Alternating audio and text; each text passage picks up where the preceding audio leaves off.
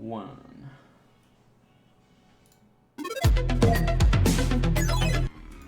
Hey guys, welcome in. We are going to be doing Nerd Sports and with the Sauce, off-season style. We're finally back. We haven't gotten to do this for a little bit because we just both had a lot of crazy life stuff going on, getting a lot of projects done outside of this and real life stuff. So we're going to get into it today. We got some off-season discussions to have and opinions to give on certain things. So with further ado, we'll go ahead and get started then. So you'll see here my my cohort, the Sauce. How are you, buddy? What's up? What's up? How you doing? I'm not too bad. Glad we get to do this again. I know we were talking before It's been a while, but it's been a bit. So what have you been doing? Let's just catch up real quick. What have you been doing so people can know? man. Your boy got engaged. I don't know if y'all followed that. I'm now a taken man. I'm off the market, ladies and gents. I am bowing out. I did my turn. I did my time. You did. I did my time. It's been a good run. I'm gonna write a book and let y'all know how to do that now. But no, other than that, everything's been good. Work's been good. Trying to get healthy. I did a 4K this morning or a 5K. Just trying to stay healthy. You know, you gotta have fine balance between computer time you and did a 4K? 5K. 5K. Okay. 5K this morning. 3.5 with a it was stupid. Some stupid app told me it was gonna be an easy run. It was a lie. Right. But we're just trying to stay healthy, man. A lot of computer time. You gotta find balance and try to find that physical activity. I respect that though, like understanding that you gotta get your body right. You gotta get the body right, man. I'm not getting any younger. But how you been, man? I missed you. Been good. We've been just trying to get some stuff done at the house. Lots of projects going on, and then Nice. for the most part, like I was saying earlier, obviously we talked for like a good half hour before we started, but we went to NDSU game together. Saw that. I mean, heard about that. That was really fun. Luckily they won that day, but they went in the next week and they definitely didn't look super great. So I'm hoping that they kind of get things turned around at what they're gonna do. But Zeb Nolan looked like he's gonna be okay so far. He had a good turnaround game after that loss, and I think we're gonna try and go to another one if we can. But yeah, so that's kind of the plan. So let's go ahead and get into it. So we already talked about how this is going to be. What's up, Zen Life to you? So if you guys have your opinions in the chat, you can go ahead and put them in there. We'd love to hear them. We'd love to talk with you about it. We're probably going to be live for probably like an hour, I want to say. Is that what you're thinking, Sauce? Oh, can you hear? Mic check good? I can hear you. Can you hear me? Yeah, I can hear you. Just Okay. making sure. Yeah, I think about an hour. Just catch up. It's been a while. We just want to run through some things that happened in the off season. Lots of happening. If you're following sports, if you're a big old football head like myself, basketball, sports, like it's just the place to be. Yeah, I'm excited to talk about it. And then we'll talk. We're not just gonna talk about the football world a little bit. We're gonna talk about the NBA a little bit. Not too much because I don't know a whole lot, and I want to educate myself a little more on that. But We'll get there. But we'll get there, yeah. And ultimately, there's like a couple stories that are tying into the NFL with certain players, so we'll get there with it. But with that being said, let's bring up the first big thing that we noticed. And if you want to pull up the exact requirements that went through with this, the Stafford and Jared Goff trade. This was kind of a big one. Yep. This was like the first one that got brought up.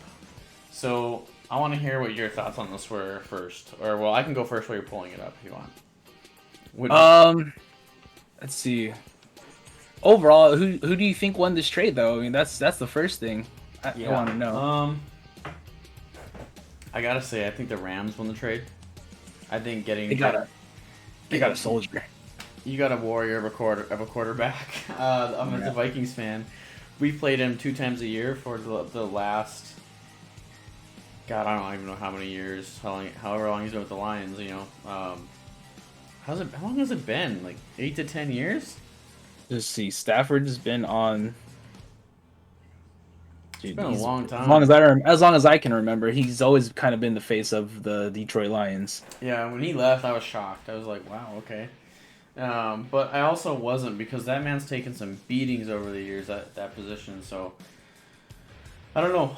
I was happy to see him definitely get out of there, because they don't really ever seem to do much to get him the help that he 2009. needs. 2009, he's been with the Lions. That's a long time. Yeah, I was glad to see him get to where he was going to go, and I think he's going to a pretty good team. He's got a good young coach in Sean McVay, and I don't know. I feel like the Sean McVay and Jared Goff dynamic just wasn't working anymore over in the Rams, and I think they found out like they overpaid the guy. They really overpaid the guy, and he's not the solution they're looking for. I mean, could he have been? Sure, but I think with Coach McVay, he's a win now, and he's going to take that opportunity to win when he can. And he sees a quarterback with Matthew Stafford who can get that ball, who can withstand, getting hit, taking licks. They got a plan. They got a plan. He's battled through some major injuries. What was like the major? What were the picks involved in that trade? I know it was a player-for-player trade, but I know there were picks involved with it too. Let me see. Matthew Stafford. I can't even remember what it was, but it was like trade clause. Trade details. Let me go. So the Lions sent Matthew Stafford to the Rams and Jared Goff, a 2021 third-round pick and a 2022 first-round pick. Whoa, and a 2023 first-round pick in return. So that's what the Lions got. That's what the Lions got. What's up, James? Wow. So what are the Rams gonna do in the future? Maybe the Rams did not win this trade. Wow. Ouch. Looking at the details, I'm not happy with that. I'm gonna backtrack just a bit then, because I couldn't remember that was what was involved with that trade. I definitely think since Jared Goff is younger, there's some time for him to develop into a great quarterback. Because he's been in big games, Last year was rough, no doubt. But I think that the Rams didn't really get much out of this other than the player, so that's kind of I think the Rams got a little bit fleeced. I think they saw the name Matthew Stafford and were like, let's get him here. let's get him here. I honestly don't know what they're going to do in the future. They're just kind of shooting themselves in the foot year after year. Unless they have big McVay's a good coach, but unless they have big plans for the draft and maybe want to get a quarterback to go underneath Stafford. We'll see what happens. This is a pretty quarterback-heavy draft. There's some good guys coming out like Zach Wilson, Justin Fields, Trey Lance, Trevor Lawrence. It's pretty loaded. There's quite a bit of good quarterbacks coming out in the draft, and I don't even know where the Rams sit at in the draft pick-wise. But I mean, maybe they picked up Stafford to go get a guy that they can put on the bench for a little while beneath him. And that's okay. And that's not bad. That's not a bad plan if that is their plan. What do they have? 2-1 in year 2 running backs. They have young running backs, wide receivers. Cooper Kupp, he's still on a rookie contract, I think, unless he got an extension. I don't recall. I can't recall on that either.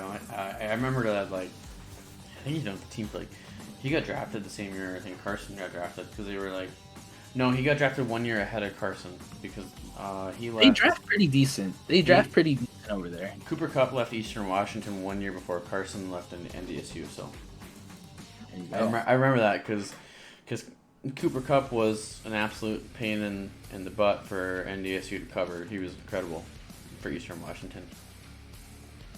You would know that better than me. Yeah, I went to the game, so the guy was pretty much uncoverable. He's an incredible wide receiver, so I was actually happy to see him get drafted and go somewhere that was winning at the time. So it was good. So I think we're we're on unanimous though that maybe the Lions got a better end of this trade. They might have, yeah, with the draft All picks right. being involved with that, yeah. To be determined.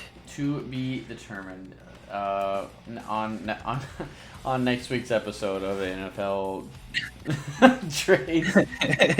We'll see how that works out. Real quick before we go to any of the other subjects, let's talk about the Super Bowl. Let's talk about what we saw last year, I guess.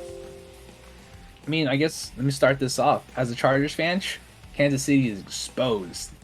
I agree with you. There's been the details of how to stop and slow down Patrick Mahomes. Even with those, all the defensive pressure on Mahomes, he was still making amazing throws. We'll give him the benefit of the doubt. That dude is just a baller to the end. But they exposed him. You just got to put some pressure on him.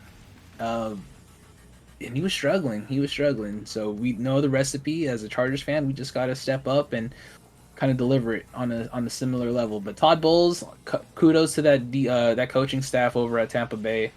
They did their homework. They humbled, I think, slowed down that Kansas City offense. I want to just get this out in the open too. We started the year off. I think me and you were talking when we started talking about doing the fantasy league. And it was right around that time. Me and you were just talking football at the time. And I remember I talked about how much I really didn't like Tom Brady, that I thought he was going to be assistant quarterback, and that he was with you. And that he was going to leave, and that he was not going to have success in a different conference, a different division, tougher defenses, which I'm not going to lie, he hit, like we talked about for about a half hour before we started, that I was a Brady hater. That he definitely was we were like, okay, well, he's going to have a tougher year. He did have a tougher year.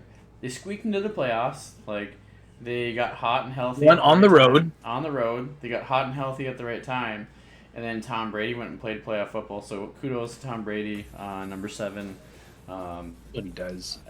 I was going for the Chiefs during the Super Bowl with my friends. Same. But at the same time, I have nothing but respect for the guy now, because I watched almost every Buccaneers game this year as much as I watched the Vikings, because my friend, he's not in the chat right now, Mad Dog Maticus.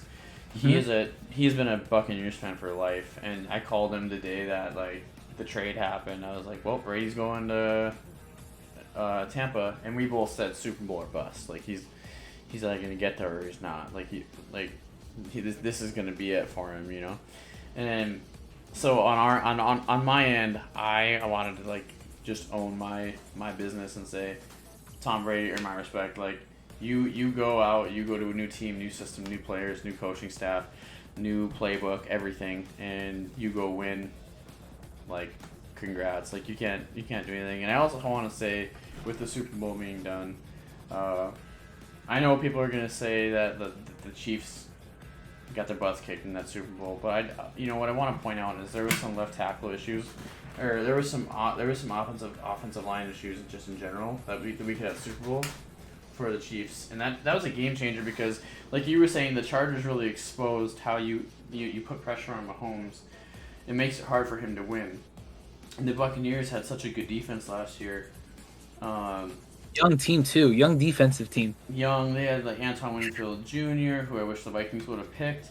They had Levante David, who is just a rising star in the NFL right now, if not one of the bigger stars. And they had so many other young guys that were just wanted it. And what a good defense what a tough defense to be going against in the Super Bowl, when you've already been exposed on kind of how to be beaten or be at least put to your wits' end. And I know that people are going to say that Patrick Mahomes and the Chiefs struggled on Super Bowl, but I just wanted to say that some of the throws, as a Patrick Mahomes fan myself, not really a Chiefs fan, but more of a Patrick Mahomes fan, he made some superhuman plays during that Super Bowl, and there were so many balls dropped in the end zone. Or where he was flat and he still got the ball off. That was amazing. We'll have to pull the image up later if people didn't see that play, but and I'm sure every football fan saw that watched the Super Bowl, but that was insane. He almost completed a 35 to 40 yard pass, in the air, sidearm throw, to I think it was to Tyreek Hill in the end zone, and he dropped it. Like it hit his hands, and he dropped it, and he had like 3 throws like that. Just that's 3 touchdowns off the board. That puts you right back in the game. So I wanted just to point that out, that like the game looked a little lopsided, but if you actually go back and look at those throws, I believe they were all on different drives, and if those would have all been caught, those are all touchdowns. That would have been that would have changed the whole level of the Super Bowl. And Patrick Mahomes, my hat goes off to him for playing his guts out. He was still fun to watch, even when they were having a tough game. He still won the championship, right? He won your championship. Yeah, he won my championship. That's right. We have the He's trophy. a baller. So, for those of you who don't know, we are in a fantasy streamer league. This was the trophy. These are my previous rings from my Yahoo league.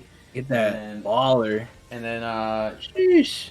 This was the ring that we had for this year's fantasy season. So, but I will say I got to give my hats off to you guys as well, because like I thought our league was super competitive. Ouch. I thought our league was incredibly competitive. Even with like the teams that had like the lower records, but like literally every week was like inches.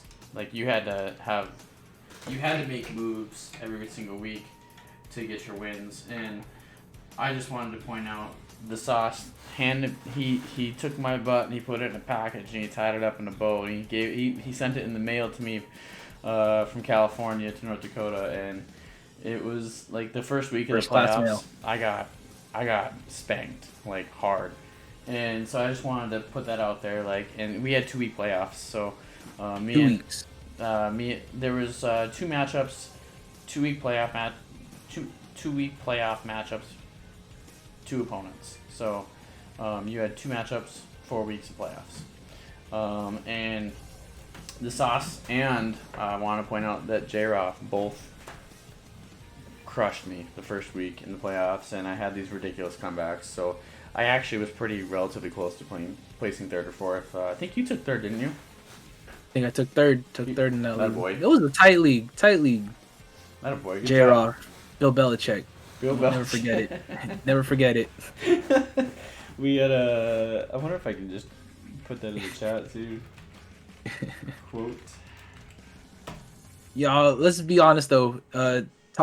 Tom Brady post Super Bowl at the parade was my favorite Tom Brady I've ever seen.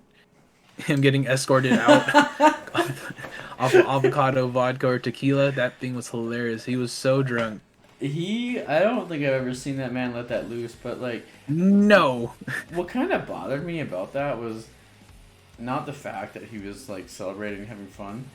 There was so like the world we live in is so sensitive and so soft anymore that the person that is related to the person that makes the Lombardi Trophy that's passed away now, like they're like, that's a disrespect to my father for making all for making these trophies, and you throw it around like that. I just wanted to like call that person up and ask them and be like, did you see it when Gronk used it as a baseball bat? He did. Like, it was amazing. Did you see all these things that people have done with this trophy, and you're mad that he threw it to the other person? He's got 6 other ones. He'll send you back. Like what's up, Wheat Thief? What's going on, man? He said, I just shared my streak and it vanished. What's good, guys? What's up, Wheat Thief? Yeah, I thought it was like ridiculous that she was upset about the trophy being thrown, which I can see. I get it. I get it to an extent. Like that is a profound trophy for your team to win. Like my team's never won one as a Vikings fan. Chargers haven't. My team's never seen one. So like to see like the guy that like, but I don't know. I don't think it's him taking it for granted. If he knew that he couldn't make that throw, he wouldn't have thrown it. It's Tom Brady. Let's be real. That's all. He makes that throw. He makes that throw. He makes that throw. He knows he can make it.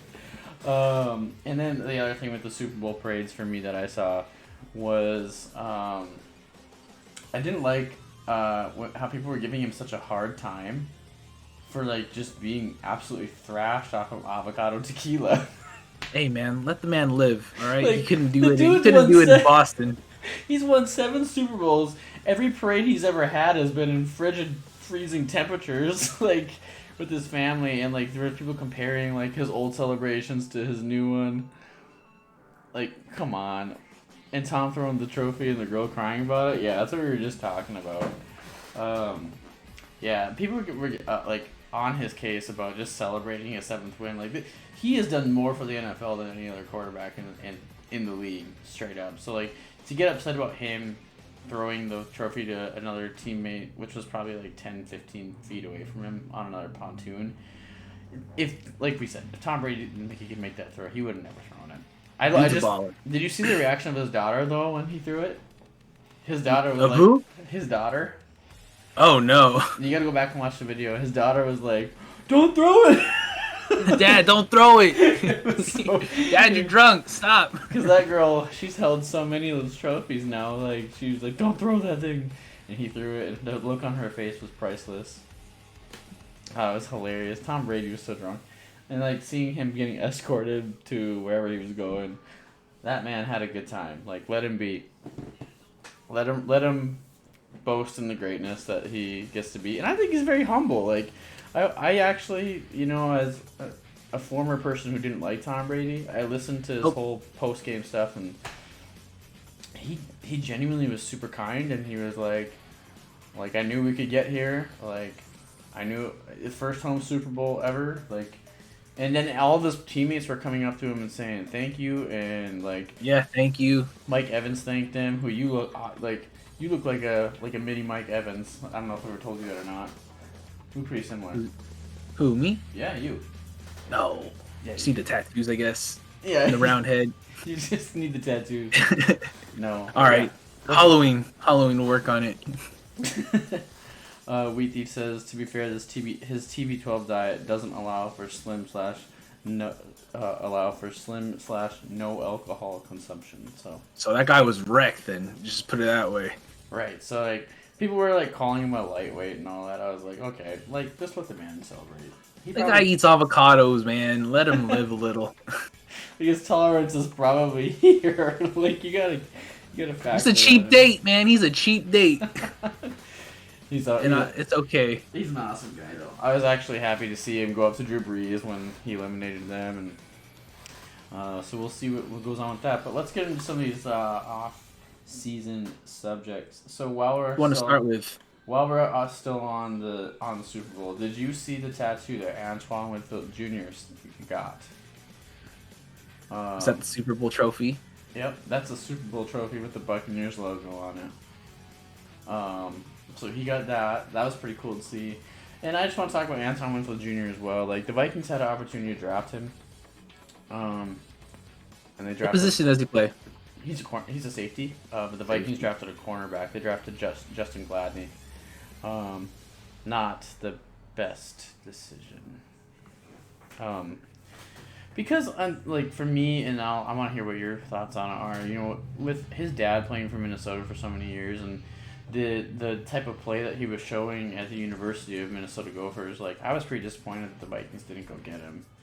Mm-hmm. And what does he do in year one? He goes and plays lights out defense at safety, which would have been exactly what we need with Harrison Smith, and Anthony Harris going, and now I understand the Vikings cornerback. I understand the Vikings cornerback situations is tough right now because we lost everybody last year or the year before last year, and they needed cornerbacks, but this is a safety that like can kind of help clean that up for you, cover the inside a little bit. What are your thoughts on that? On his tattoo? On his tattoo and just on the player in general. I mean, good for him. The tattoo is, maybe he's one and done. Maybe that's the only one he ever gets, so you might as well celebrate it. But as a player, I mean, shoot, he was part of the puzzle that they needed over there in Tampa. Mm-hmm. I mean, you could have plugged him in any position, anywhere, and he would have been immediately effective. I think he had a great season. The tattoo is, I wouldn't get a Tampa Bay tattoo, but that's just me. Yeah, because I agree with you. Go ahead. I think he should. I mean, if the Vikings were to pick him up, though, he'd been immediately effective, young talent, all-star. You said his dad played for the Vikings? Yeah, he played for the Vikings for like over 10 years. He retired a Viking. And he posted on his Instagram after they beat the Saints, like, and he just like smashed a player. He made one of the players cry. I think it was the tight end for the New Orleans Saints. He made him cry. He made him cry like on the field, like the guy was bawling after he hit him. That's how hard he hit that guy. Wow. And he posted something which I thought was pretty cool.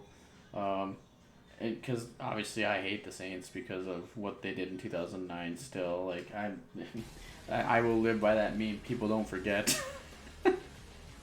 From Superbad. I was trying to find social media, but I couldn't find it. But he posted it and it said, like, this one's from my dad. That's cool. That's pretty cool. Like, he said, I'm out here doing what my dad used to do, making grown men cry. Same position? He's a safety. His dad was a cornerback. He was a defensive end. That's cool. Yeah, it was pretty cool to see that. So, Anton. Hey, I'm sure his dad's happy for him. Well, there was a really good picture of him lifting his dad up, because he definitely dedicated that win to his dad. Because his dad never won a Super Bowl. Sure, and that's all you want, Yeah, it's pretty cool to see. Oh, I just found it. That's cute. Yep, Yeah. that's a nice picture. It was a really nice photo. That's a big hug. So moving forward a little bit, one thing I noticed too, going through while we're in the Super Bowl era, or the Super Bowl parts of our show here, Mm-hmm. I found this quote by Tom Brady. I'm gonna zoom in and enhance this just a little bit so people can see it. I don't mean to cover you here. That's okay. Mike was asking me. It's I'll cover myself. How's that? It says, Okay. Tom Brady posted on his Instagram recently. He said, I found my Combine shirt from 17 years ago, and it got me thinking, this is what they said about me back then. Poor build, skinny, lacks great physical stature and strength, lacks mobility and ability to avoid the rush, lacks a really strong arm, can't drive the ball downfield, does not throw a really tight spiral, system type player, which we've said, who can get exposed if forced to ad-lib, gets knocked down easily. As at Julian Edelman 11 says, that's Julian Edelman. Edelman 11 always reminds me, you can prove him right or you can prove him wrong. Good luck to all of you this weekend.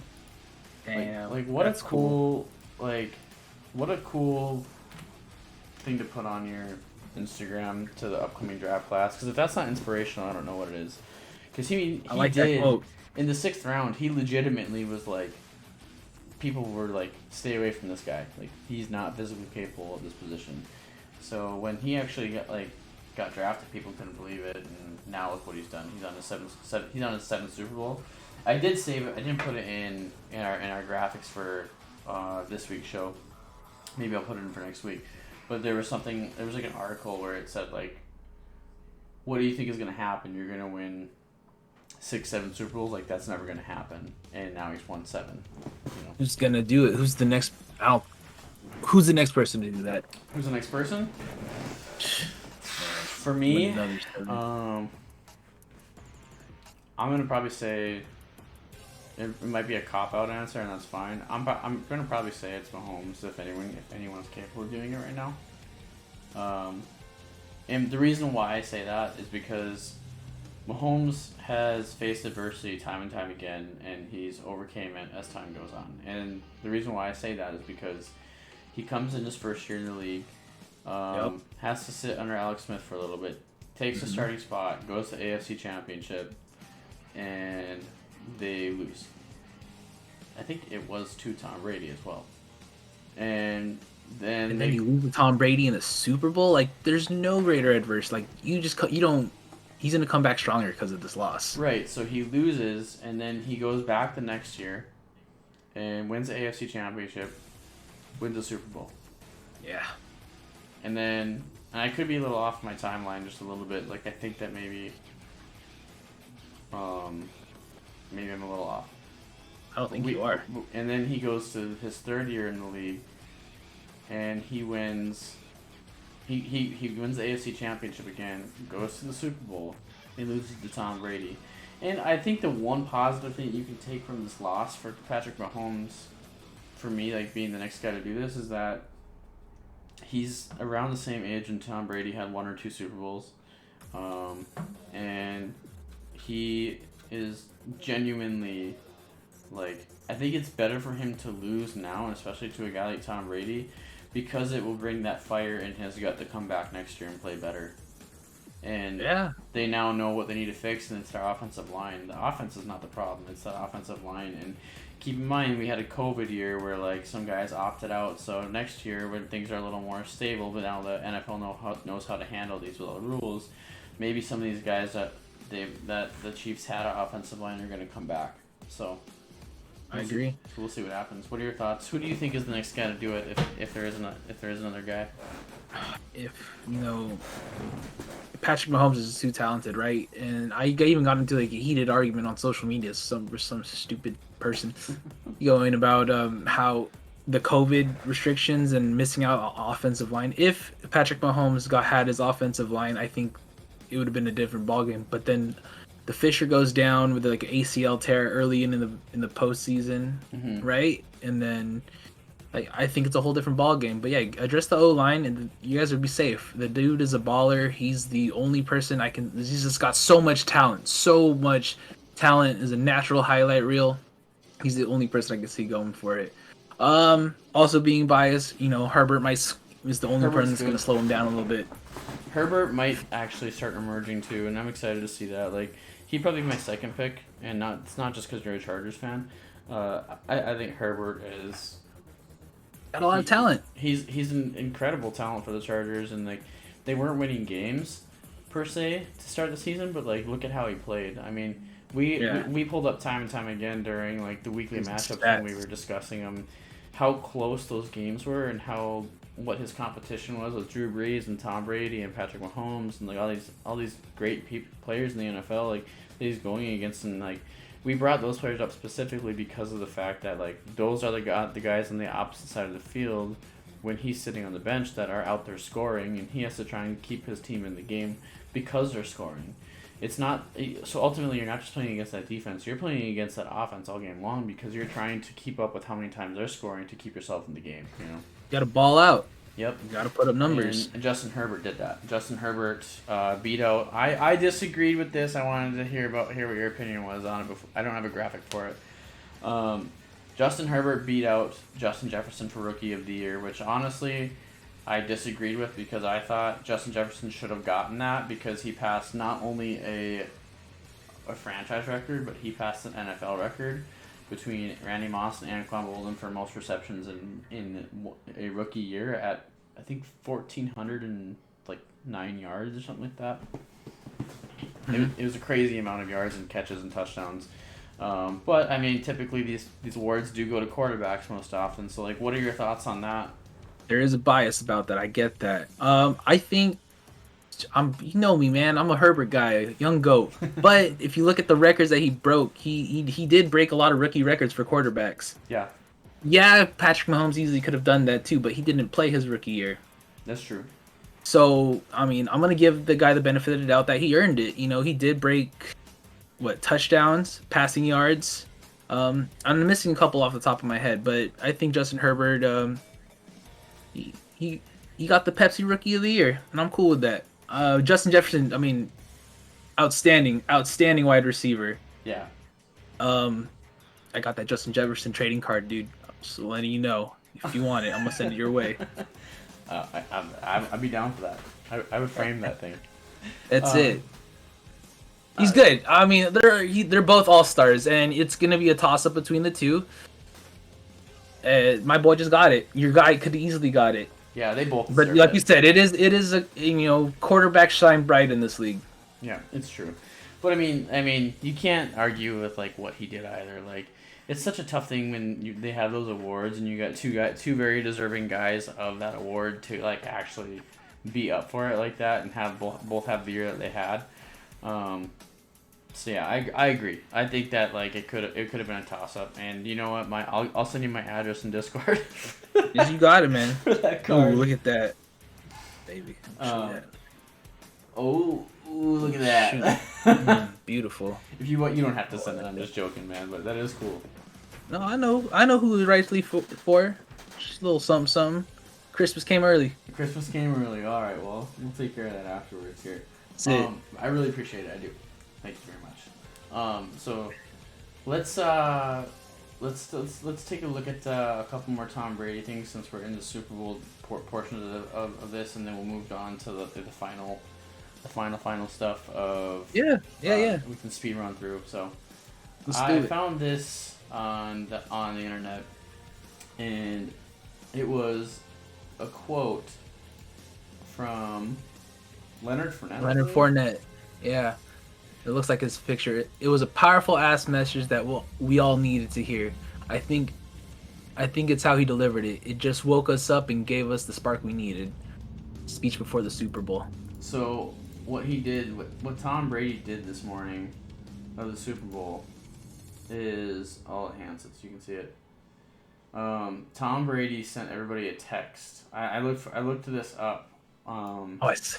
What did he tell them? I looked this up before when I saw this. So what Tom Brady texted out to his team, to everybody on the team that morning, said, "We're gonna win the Super Bowl today. We're gonna win it. We're gonna win it." Or like, today's the day we win the Super Bowl, or something like that. And I think that, and Leonard Fournette was saying that's what was so powerful about it, and that's what fueled all those guys to want to play, because they were like, this guy is like. They believed. Yeah, he knew. He knew. They had. Go ahead. No, he knew they had the talent. They already took the loss to them early in the season. It's hard to beat a team twice, especially at Brady leading the way. Yep. And from what I read or heard, is that he texted the team every day that week for Super Bowl week saying, "We're gonna win this. We're gonna win this." I love and that. And just reassured. Honestly. It built the hype. It built the confidence of the team. Like, yo, we're gonna win this. When you have that mindset that you're gonna win, you're gonna do everything in your will to win the game. You're gonna look to your brother to your left and right of you. You're like, Ray, we're gonna win this. And that's how sports are. That's how sports are. Like, I remember when I was a team captain for our wrestling team, like, I would run up and down the mat talking to our guys, like get up, cheer your teammate on, like get up. Like, we're losing, but like right now we need to like hold each other accountable. And like when we did that, it changed how everybody wrestled. It changed how everybody like performed. And like there were some tight duels that we had that we would win because like the 4 team captains would be like getting on everybody and being like, hey, we're not out of this yet. And that's why I love that Tom did that with his players. Like that was a very cool thing to actually see that he did that. So was cool too. And the final thing about Tom Brady, because this is not all we're going to talk about. These are just some of the things that were notable. I saw this meme the other day, and it talked about, it was after Dak Prescott got signed, and he has a ridiculous contract. Pull it over my face so the people can see it. And it says Tom Brady, quote, takes a pay cut every year so his team can build around him. Every other quarterback signs massive contracts. Tom Brady keeps winning Super Bowls. Every other quarterback. Oh my God, how does he do it? I think we looked it up. What he made $25 million last year off of one season, when Dak is going to get paid $75 million for what? One season he's going to get $75 million. And like, we're going to talk about the Dak Prescott contract in a little bit, but like one thing that I think is like notable with this is like all these contracts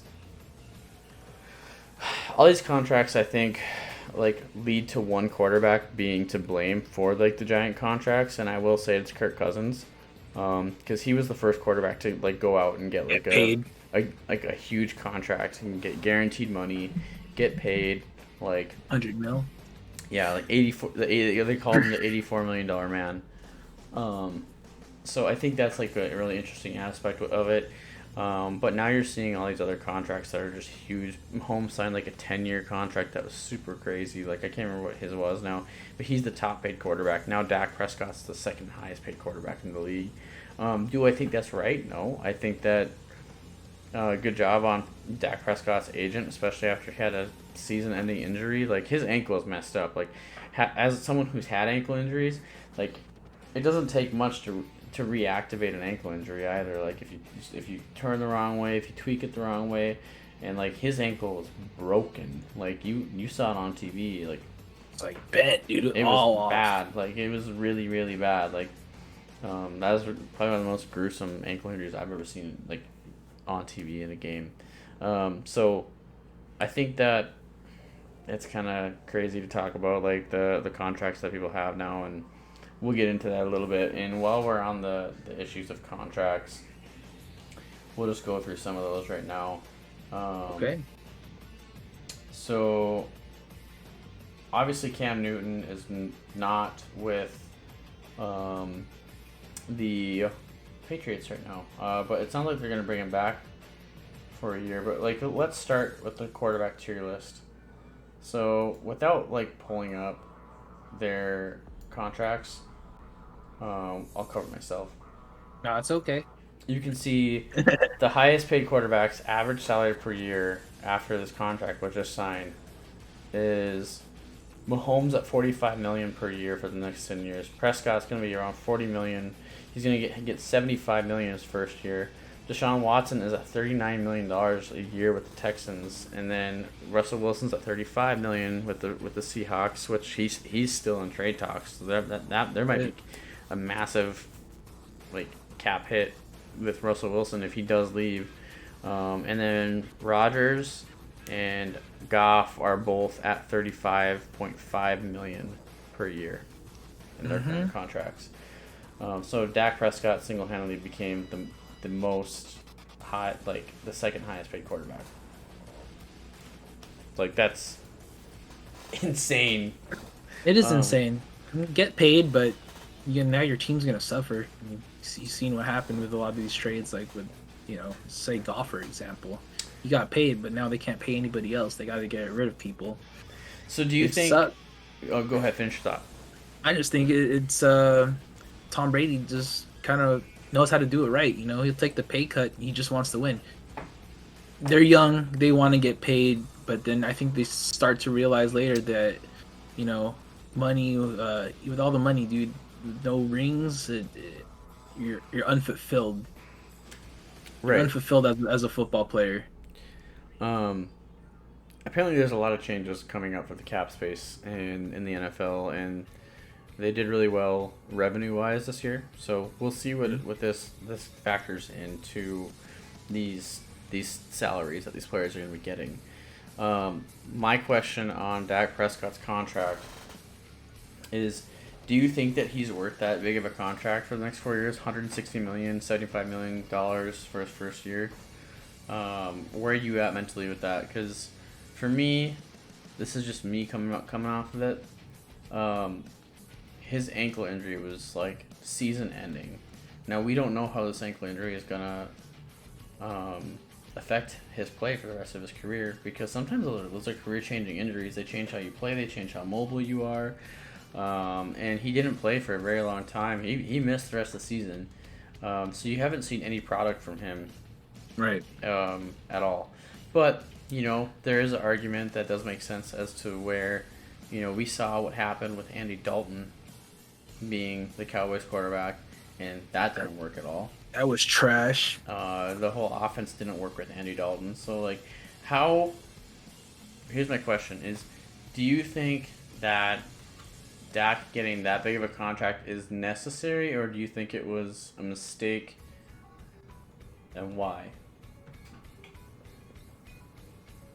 I think it looks good for Dak Prescott, but if Cowboys aren't my team, yeah, it's gonna hinder them in the long run. And I think we all just know how this plays out. There's too much talent on that team to get paid.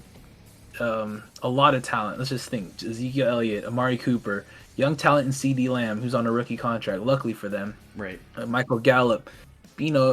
What about your defense? Your defense is a huge problem. What are you going to acquire? Draft your defense? You need to acquire some talent on that defense. In the long run, it's going to hinder them. Right, they're in a win now stage, and I don't think they're in a win now position. That's just me. They could put up the numbers with Dak Prescott. They were easily putting up numbers competing last season, but your defense needs to be stout, and I don't think that defense is ready. In one of the Vikings fan pages that I'm part of, I saw somebody put on there saying like, I don't want to hear anybody complain about Kirk Cousins' contract anymore because it's the cheapest one out of all of these. He has 5, 6 guys ahead of him now that are getting paid much, much more money Right. than he is. And Kirk even restructured last year. I will say, like, when you were talking about like teams taking cap casualty, and if it affecting teams long term, it's 100% true, and it's happening all the time now. The Vikings are seeing it right now with so many decisions that they're having to make right now so they can get cap space. I mean, I think that the Vikings now have the most cap space because of the decisions that they're making right now. But like, we've lost Kyle Rudolph, which I don't think is a huge loss. Kyle Rudolph was released from his contract.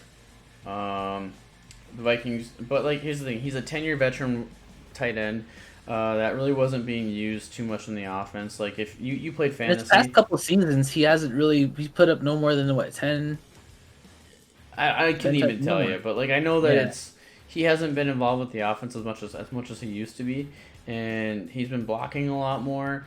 But like, even then, the Vikings were using Irv Smith Jr., whom they drafted for that reason, and Tyler Conklin, and those guys both did really well when they were in and had big plays. So I think the Vikings losing Kyle Rudolph is not losing too much. And right. frankly, the Vikings offensive line was already pretty sour enough that like, them losing Riley Reef at left tackle yesterday was a little bit like, okay.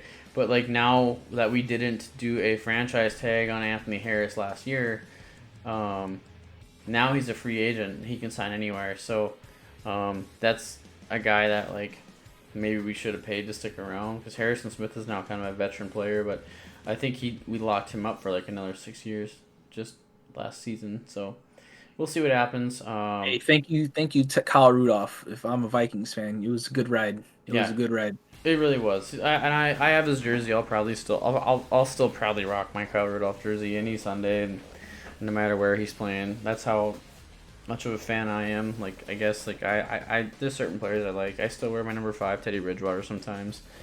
I just want to get Yeah, a jersey of a guy that sticks around. Like, yeah, you gotta I get that Kirk Cousins. I got Diggs, and then he moved too. So I don't know. I think that like, the cap space is definitely gonna be like hitting some teams, and we're gonna see a whole lot more coming in. Just in the off season on a weekly basis, we knew we were gonna have a lot to talk about with it. But yeah, so I agree. We'll see what happens with it. So let's go into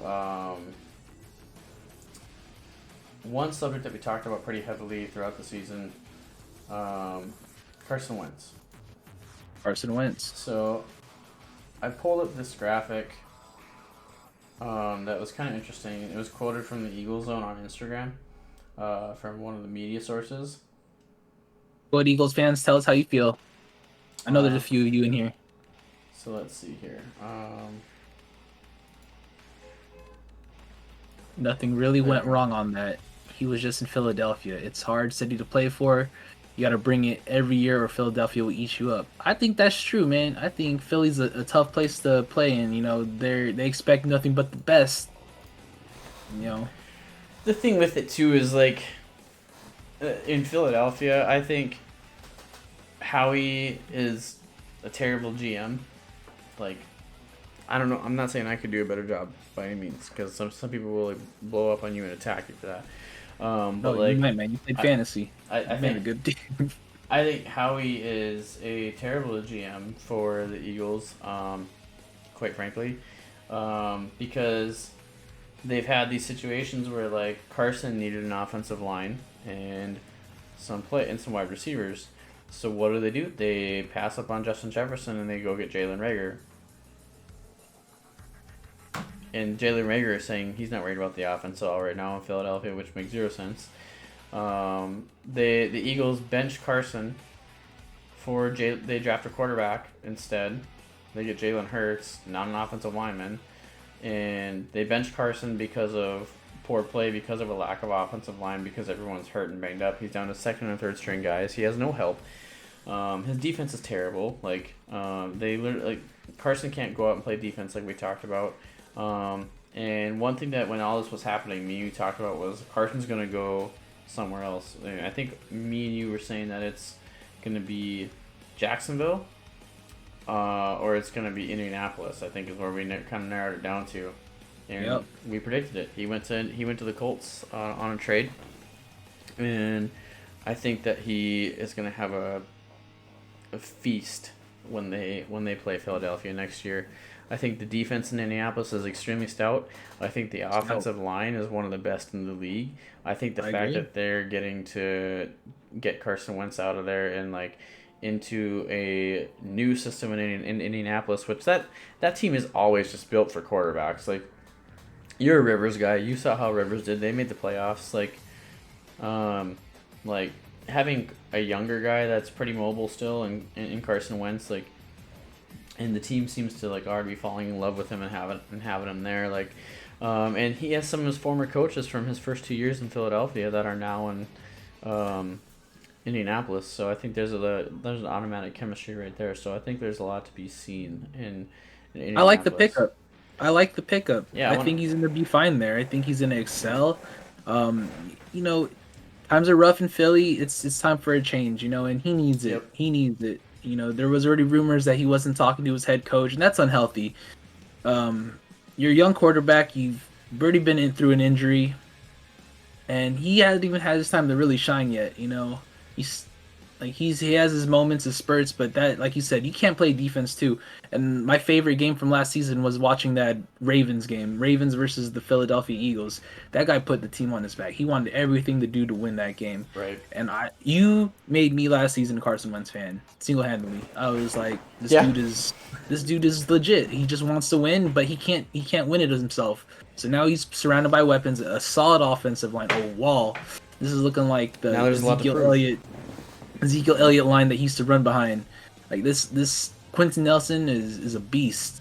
They want to run the ball, and you're going to take the pressure off him by running the ball. They have a nice rookie running core. The only blemish I'm looking at right now is what's his name again? Pittman. I pulled Get that Pittman out of here. It's Michael Pittman said, I am number 11. I don't think there's any deal that's going to be done between him and Carson Wentz. So Carson Wentz is either going to switch numbers, or Michael Pittman's not going to get thrown the ball. Trade him to Philly. I think it like kind of a hot take on it. Like for me is maybe that like if Carson does switch numbers, maybe it wouldn't be a bad thing for him. It's a fresh start. It's a fresh start. Yeah, you're with a new team, new establish your legacy, new number, and if like. It sounded like him and Pittman are actually having like really good conversations. Like this was a joking, like these guys were joking around when they said this, but like it sounded like they were like Carson was like, yeah, it's okay. Like he's not too worked up about not getting to keep number 11 from college. So yeah, I think it's a fresh start. Hey, even the great ones change their numbers sometimes. Kobe changed his number. He sure did. Did fine. So speaking of quarterbacks, we'll stay on the subject of quarterbacks that we've seen. One thing that I wanted to talk about was Deshaun Watson. And so we're seeing a couple things with him right now. It's Deshaun Watson is willing to sit out regular season games with his current relationship with the Houston Texans is considered too far gone. So first off, before I ask the next thing, I'm going to ask you, what do you think of this situation that they have with Deshaun Watson? Because like he signed a contract last year, pretty big one. Mm-hmm. What are your thoughts on Deshaun? I don't like players sitting out. I think it's I get why they do it, but it just leaves a sour taste in my mouth as far as like, all right, you don't want to play with us, dude. Like, I would get rid of him, like he's obviously not happy. He's not going to perform. Is he going to tank? Put him on the bench, but you can't put him on the bench. It's Deshaun Watson. Right. You got paid, man. You got to play. You got paid. Yes, they don't. They've taken away all your weapons. They took away, Hopkins. They got rid of Watt. Right. Your boys, but dude, you got paid. And you wonder why, like, they had to get rid of him is because they need to keep you paid. Well, so for me, like I'm coming from the same side point of it. Like I understand that you have like had all of your talent from your team that was there kind of thrown away, but like let me point out that with all the talent that you had there, how many years did you do well anyways? Like you were still missing pieces of the puzzle, and you still actively signed that contract knowing the condition that that team was in that time, that you are not in a win now state. The Texans have not been in a win now state for 5-6 years, No, I don't think they and ever went all even in. since Deshaun took the spot there, like, and then you go and you sign a contract to stay there and like be like, yeah, I'm your guy, but like, what there, we were talking about GMs and front offices earlier, where like that's a certain title and that's a certain job. Do I always agree with what the Minnesota Vikings do in the front office or GM? No. Like, but do I think the Vikings have had some good draft classes? Yeah, they've had some pretty solid draft picks. Now with the Texans, I don't think they've done terrible. I mean, they picked up players like Deshaun. They picked up other players too along the way. But the thing is that you signed a contract, and like one thing that I don't know who, like I can't give credit to somebody for making this graphic, but it's just mainly a meme, honestly. Um, Popular it opinion. says, I don't feel bad for Deshaun Watson in his current situation. He willingly signed an extension last September, knowing how messed up the organization was, and now he's acting like the victim. I don't see the lie. like, I don't understand how you can do that and then act the way he's acting right now, and like well, I'm gonna sit out games.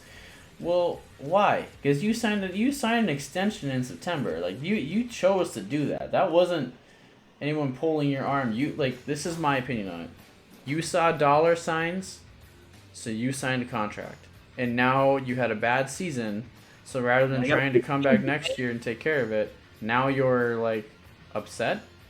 I don't get it. I don't get it. Um, Not a fan. Not a fan of that move. I'm not. I'm not either. So going to another quarterback situation, Russell Wilson. Russell Wilson. So He's also unhappy. there's something going on with the Hawks and just in general, Seattle. The Adam Schefter tweet, he put on Facebook that there's 4 primary targets for Russell Wilson right now, and it is the Rams, it is the Bears, it is the Cowboys, which the Cowboys you can cross off, and then it is the Raiders. But even the Raiders sound like they're saying that they want to stick with Carr, and that the relationship between John Gruden and Derek Carr is better than it's ever been, and they're excited to go into next year because they did kind of turn their season around a little bit last year. So,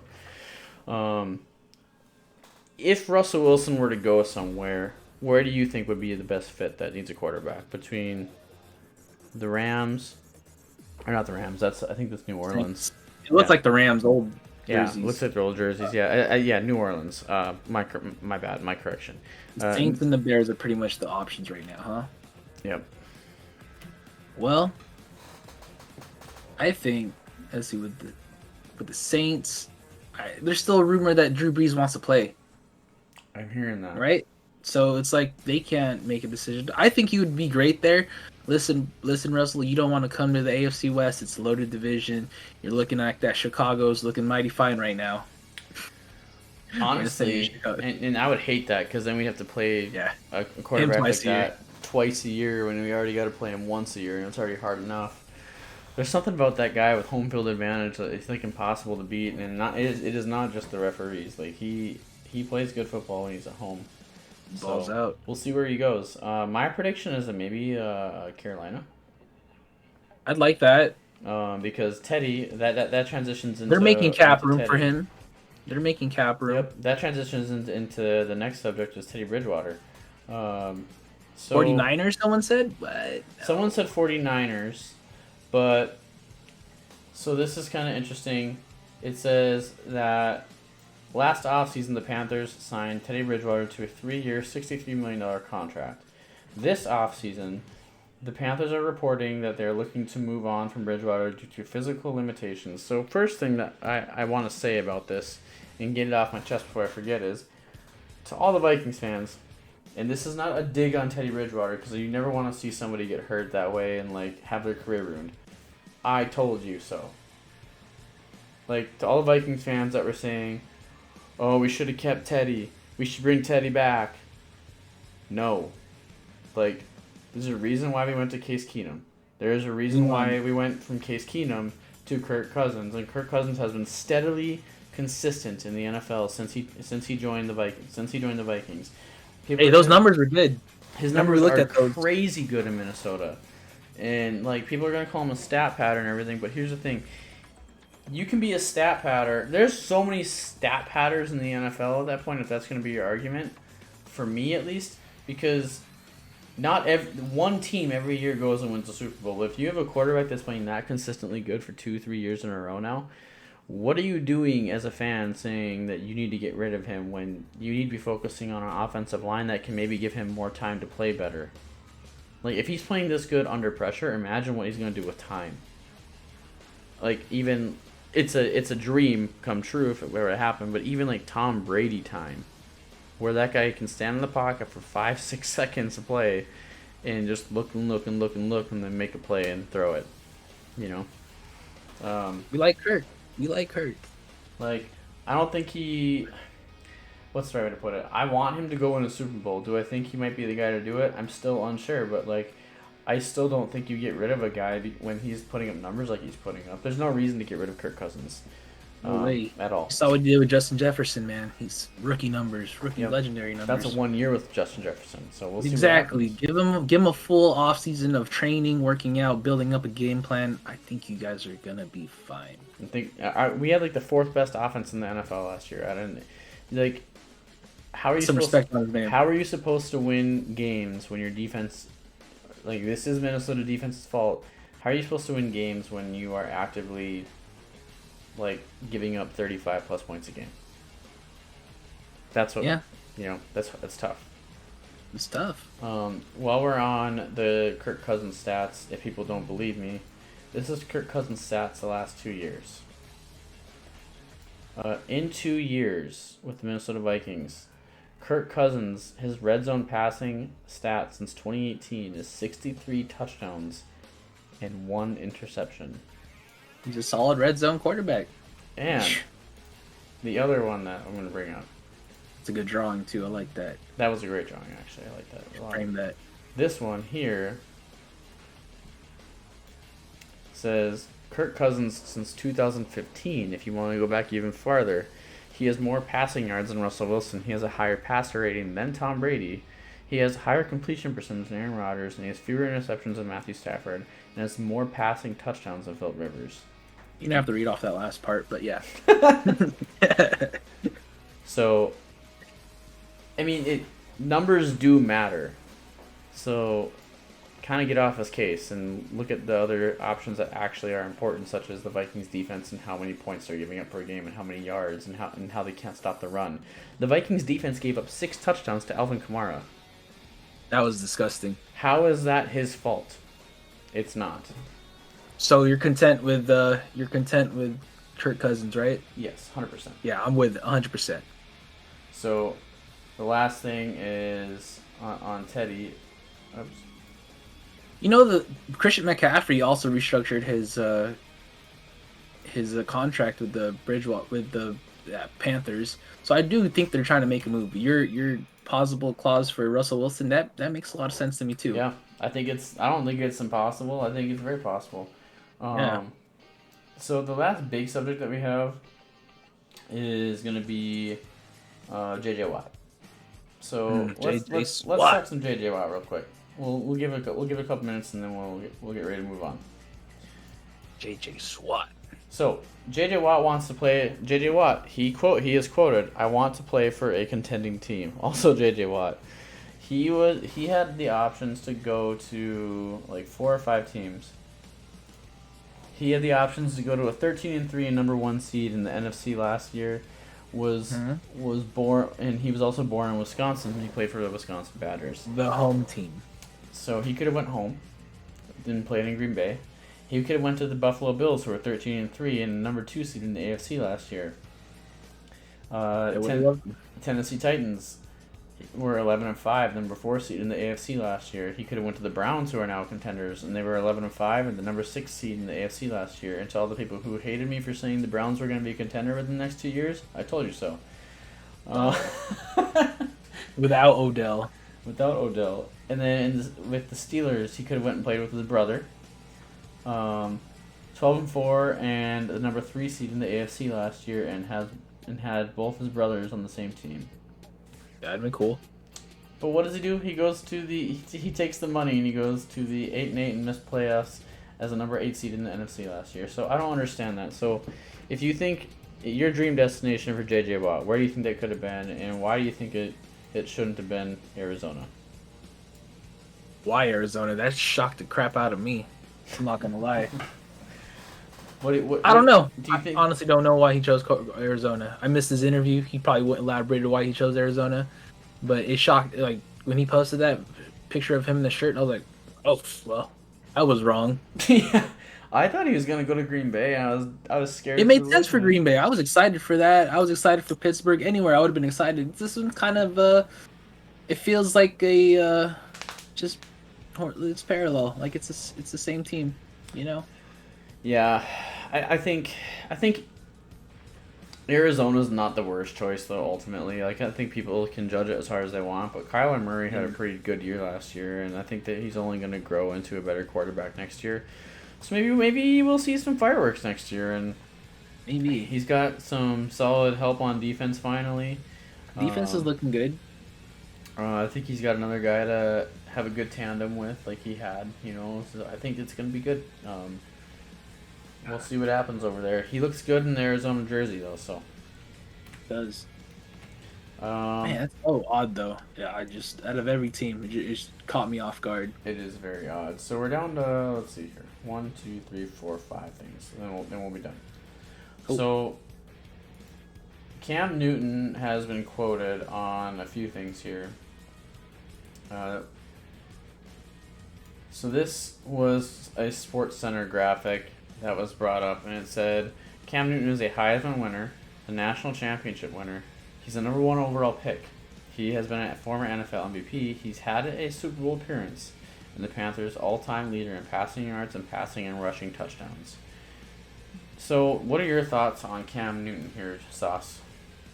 I like Cam Newton. Yeah? I like Cam Newton. I think as times got, like, in the beginning, like, I wasn't really... Coming out of college, huge fan. And then, you know, he started getting a little more money, started getting a little more confident, a little more cocky. He lost me, you know. But when he got released and, you know, he was a free agent for whatever, how many days, like, he's grown up. He's grown up, and he's not as stupid sounding as he used to be. Like, I respect the guy. You know, he's a grown man, and he's starting to come to his senses. Right. Like, the dude just wants to play football, and I think he's great, you know, given, and I think I told you this a million times last year, like, kudos for him to sticking out that season with the Patriots. Like, the team was nothing. There were all the starters that, you know, that make the Patriots were not there. That was like a scrimmage team of players on that offense and defense. Do you think that, like, with the Patriots and the condition that they were in, do you think that if the Patriots had Tom Brady, they would have done any better this year? Or do you think that team was just done? No, that team was just done. Well, especially with, I don't know. See, that's the thing too. What if Tom Brady was there and he opted in? Do you think the rest of this team would have opted in? Right. I don't know, because they lost in the playoffs, left a sour taste in their mouth. I think those guys just need a break too. So if they all come back, it's going to be a different offense. It's going to be a different defense, because there are some studs on that team. You know, let's talk about Hightower, you know, Gilmore, the wide receivers. Who were the wide receivers last year? Edelman wasn't even there the whole time. Edelman wasn't there most of the year, and then their offensive line was missing, and now they're getting a piece back. I don't think it's fair to judge Cam Newton off last season as maybe his grit, but like, dude, the dude stuck it out. He took the L's that were delivered. I still think Cam's a dude. He can get you there.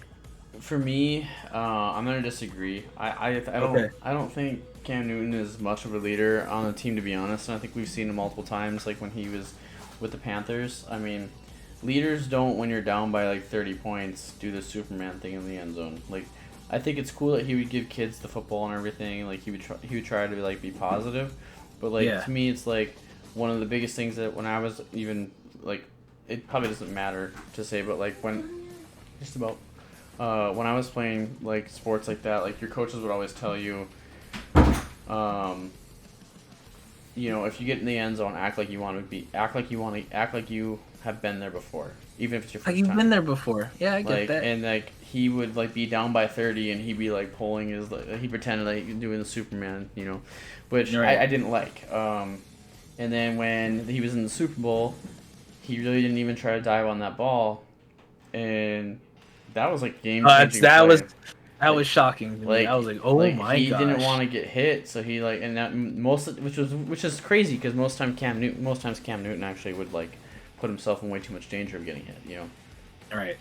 He does that. But so I think that maybe the Patriots deserve to bring him back one more year, but I don't think that you have much. I think you have more success next year with him having 1 year with the offense, but like I don't know how much success you have full term with him. I don't think he's their guy. I don't think he vibes well with that team. It's just two different kind of It's kind of how I two feel different about it. two different peoples, Yeah. But the Patriots, I think he needs to he could find a new home, but I don't think the Patriots is the answer for him. I agree. Golden Tate is being released, per Adam Schefter, is being released by the New York Giants. What are your thoughts on this? I guess the Giants don't have a game plan without Golden Tate. What weapons left do you have? I think they'd be okay. I think they'll be okay. I think that Daniel Sterling Jones. Shepard. You got Sterling Shepard. Who is the other wide receiver that they had? He's a pretty good deep threat. I had him in fantasy for a couple of weeks. I can't even remember his name though, but he was a rookie last year. Okay, and then you have the tight end. Tight end was pretty good. Tight end is pretty good. I mean, it's like I said, they could probably go without him. Probably get the same record that they got. I don't think the Giants are much of a very good team right now still, and like I think the whole NFC East is just going to be not fun to watch for a little while. I think the Washington football team showed the most promise. Last season was so bad.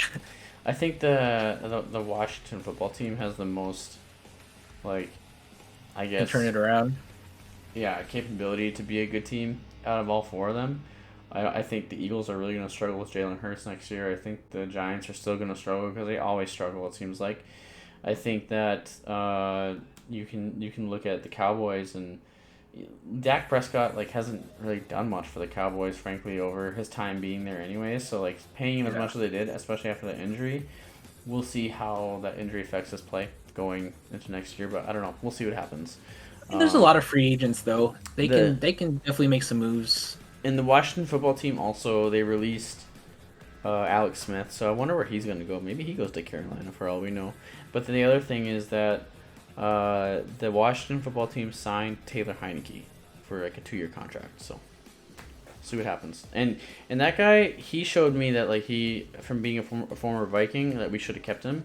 So maybe and get through his off-field issues. But now that he's in the Washington football team, I think he'll do well there. What do you think about Taylor Heineke over in Washington? He's going to be their starter, right? Yeah, just from what it looks like. I mean, he showed up. I mean, they got some game won. He has a winning record over there every time he's played. I think he just wasn't the starter, but I think it's promising. Coach Ron Rivera obviously has some sort of relationship with him, and he believes that he's the guy. They did lose to the Patriots, or not the Patriots. They did lose to the Bucs that game. So it's the Bucs. Yeah, I mean, it's the Bucs. Taylor Heineke, he's young, but you could definitely develop him. Yeah, that defense is so stout, though. I think it's not your offense isn't going to carry you over there. You got to put up some points with your offense, but it's not going to be the reason you win those games, right? I think next season, that defense is going to be lights out. I think he gives you a real option to win over Dwayne Haskins, and no offense to Alex Smith. Alex Smith, they should name the trophy comeback player of the century for him. Yeah, but amazing. I think that Taylor Heineke gives you your best option to win over Washington, and I think that the team understands that too. So They got young talent over there. I think they're gonna be okay. Let's see. You got who's the wide receiver? Oh, they had McLaurin. Scary Terry. You got Scary Terry. Yeah, they had You got Scary Scary Terry. Terry over there. You got a young running back who he's gonna be great. I don't remember him. I didn't draft him, but watching highlights the other day, with an off season of no preseason, with the season going into last season with no preseason, I think they're gonna be fine. You give them an off season to practice, get acclimated. You got time. You're gonna be okay. Jimmy G, do you think he's going back to New England? I'd like that. I'd like to see it. Just for the storyline, I'd like to see it happen. It'll be fun to see if and he did good in their system, so maybe he'd be a better fit instead of Cam Newton. We'll see what the Patriots do on that decision. I like it. I mean, I still see Jimmy G as the Patriot. Like that's their dude. Yeah. So one thing that kind of shook me a little bit was Fitzgerald. It sounds like he's retiring. It sounds like there's really no interest in not Fitzgerald, Fitzpatrick. I'm sorry, my correction. Ryan Fitzpatrick. There's no real interest for him in free agency this year. After all the success he's had playing for all these different teams and like balling out on certain games, like there's no interest for him to go anywhere. It sounds like so he might retire. What? I think that's garbage. I think we need to have him play one more season and vote him into the Pro Bowl so he can go to the Hall of Fame eventually. I saw that. Yeah, the best backup quarterback you can ask for. He's been good at a lot of teams. Like if I were a team, I'd gladly bring him in as a backup at least. You know, like if you're really needing a quarterback. If you're Carolina, he's a cheap option. Go get him. You know? I mean, he's just another guy, just battle proven. The guy's been through the ringer. Backup, always called upon, but just he's never got that starting Very job. reliable. Yeah.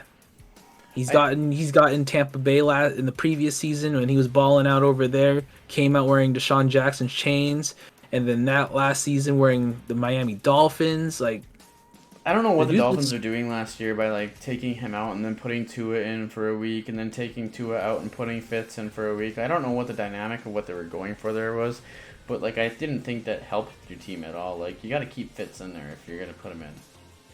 I agree. That's what I thought. So we got two more. Hopefully he stays. One of the last two here. And we'll leave the last one for fun. So, okay. I don't want to get too far into this one because I've obviously as a former Vikings fan, I have some personal issues with this. So Adrian Peterson says that Brady and Breeze are inspiring him to play into his 40s.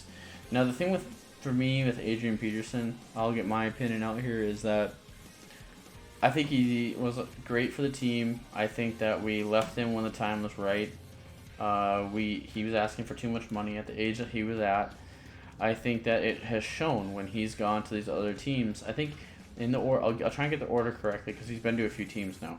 I think he went to New Orleans, didn't like not being the primary guy. I think that he went to the Washington football team afterwards for 2 years, and they drafted Darius Geis, and they started using other running backs as well that weren't Adrian Peterson.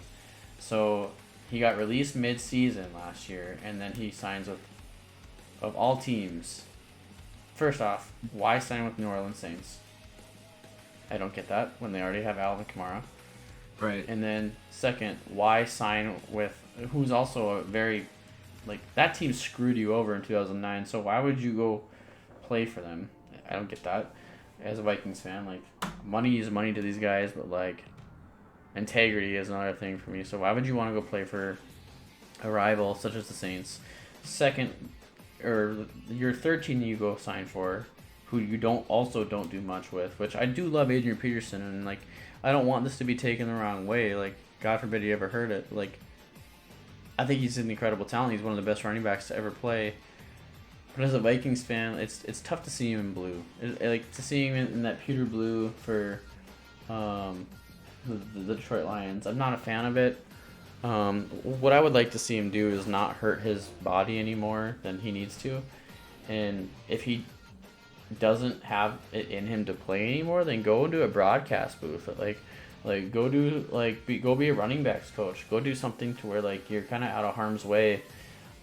Still make good money, and like you still get to like have that effect on future players in the league. What are your thoughts on Adrian Peterson wanting to play into his 40s? And he's already been saying that he wants to play with Tom Brady. I mean, I don't want him on my team. Let's put it that way. I think he's past his prime. Does he still have what it takes to run? Yeah, but I mean, it's kind of like Frank Gore, you know? Right. They're great, but they're not getting it done. They're not going to be your long-term solution. They're maybe like a rental deal. And even as a rental deal, I can't trust him solo. He can't be my bell cow. He's not going to be my bell cow. Right. That's just where he's at in his career. Like, he used to be the bell cow. Like, he used to be your Dalvin Cook. He used to be your Alvin Kamara. He used to be that guy. Like, he was the guy. I think he has a cover. I think he's a Madden cover player. Mm-hmm. Yeah. Dude, I think, thank you for everything you've done, Adrian Peterson. Hey, just bow out while you're on top. So bow out while you still can. I know he wants, like, I feel bad for him because, like, I know he really wants to get those records of being the best back of all time. But, like, as me as a Vikings fan, you already got that, man. You gave us amazing years. Like, I don't want you to get hurt anymore. And, like, where he was the GOAT. Like, because he's hurt both his knees, you know? Like, it's like, I don't want you to get hurt anymore. Like, you've been one of the best running backs in the NFL ever. Like, just, like, continue to impact players in a different way. That's where I'm at with it. That's politely. I mean, like I said, he's just I wouldn't want my team to pick him up. Right. Just not needed. And the last thing we'll talk about here, I thought this was kind of funny. So we find out that Greg Olsen retires. He's going to sign a one-day contract with the Carolina Panthers, and he's going to be retired. Yep. So, and he's a great broadcaster. I love Greg Olsen in the booth. Actually, I love listening to him on Sundays. So Greg Olsen, he came out with this really strange quote, and we'll end on this. Let's see, let me read it. He said, it says, if I could coach LeBron James for 1 year, I could make him an all-pro wide receiver. There's no question in my mind. I could turn Russell Westbrook into an all-pro free safety. Greg Olsen on the NBA stars that could make the jump to the NFL. It's a bold statement, Cotton. So for me, I thought it was really interesting because LeBron was saying that when they were having some NBA lockout issues a while back, that he had teams like reaching out to him to do tryouts and stuff to go play for them. But like I just want to like, what are your thoughts on an NBA player going to the NFL? I think if anyone could do it, I guess it would be LeBron. But even that, that's fair. I think he's maybe a couple years ago. But he's older now. I don't think he can take a one shot, dude. They're getting banged. They're gone. They're soft, man. NBA is soft nowadays. They cry and moan. I don't think. And as a free safety, yeah, he's gonna get laid out. Russell Wilson will get laid out. They just don't have what it takes. 1 season, no. For me, it's like one of those things where, like, what you're saying, like, the NBA is so different now, where like people flop a lot and like they like try to draw a foul. Like, that's not how the NFL works, really. Like, it's kind of like you're gonna get hit. The best way it's to put gonna it hurt. is the NFL is like a talk shit get hit league. You know what I mean? Like Yeah. There's some smack talking going on during those games, and there's some massive hits given. Like, you look at what Antoine Winfield Jr. did to the tight end, who's like much bigger than him, and he made that man cry.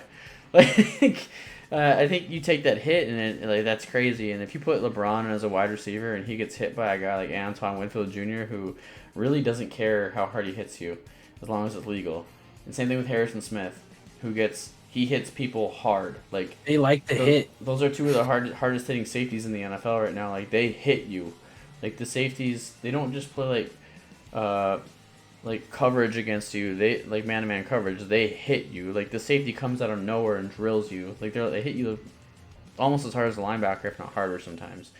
Like, I just don't think that making a jump from an NBA basketball league to a football league is just a smart decision. Just stick to what you're good at, and that's not a bad thing. Stick to what you're good at. You're one of the best basketball players of this decade, this generation is seeing.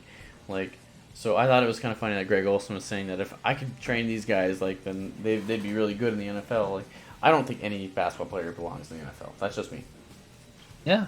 But like, if I had a list in my head of players that could make it in the NFL, LeBron would be on the top because of his size.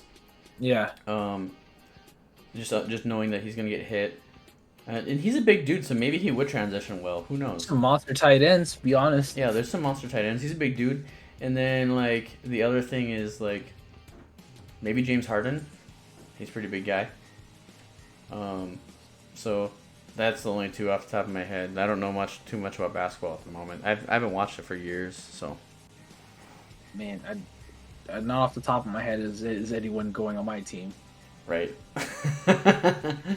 All right, man. Let's wrap it up. Where can people find you? All right, man. Thank you so much for having me. You guys can find me over on Twitch, twitch.tv for at the sauce. It's right there, plain and simple. My boys got it on lock. We're gonna do some Warzone tonight, so if you guys are into Warzone, we'll be on there. Sounds good. I'm gonna go back to the final screen to close out here, and then All right, guys. That was Nerd Sports with the Sauce with John, with John Mason, aka the Sauce on Twitch. You can find me at this channel. We tend to do this every Thursday if the availability and capability is there.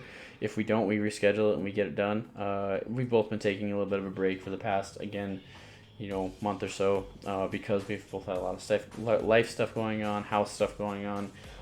So you have to forgive us for that, but we're still here. We still plan to be doing this. So we're going to be going ahead and keep it going. And I'm going to be putting these on Anchor and ripping the audio and then actually uploading to Spotify so you guys can listen to this again. Or you can share it with somebody. So we're going to go ahead and rate out on somebody. So thank you. And I hope you come back for next week's. Bye.